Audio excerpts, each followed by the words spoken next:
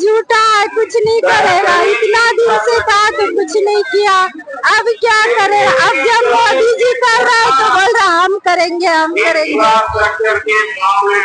यहाँ के जो लोग बाहर कमाने के लिए जाते हैं मोदी जी का राज में, तो उसके लिए क्या कहिएगा? वो अभी मौका दिया है कि बाहर पलायन नहीं करेंगे, तो अभी कुछ तो वक्त लगेगा, सब्र करना होगा। तुरंत से तो कुछ नहीं मिलता ना, तो अब होगा पलायन कम धीरे धीरे। तो दीदी आप तो आए हैं, कहाँ से आए हैं, क्या नाम हुआ? कहाँ से आए हैं? खगड़िया से। क्या कहिएगा, मोदी जी को देखने आए थे क्या? देखने आए थे, मेरा प्रधानमंत्री है। क्या बोले? मेरा प्रधानमंत्री है तो मैं आएंगे। अच्छा, कैसा सपोर्ट कर रहे हैं उनको कि नहीं? बस जो समझिए। जो नहीं, आप सपोर्ट कर रहे हैं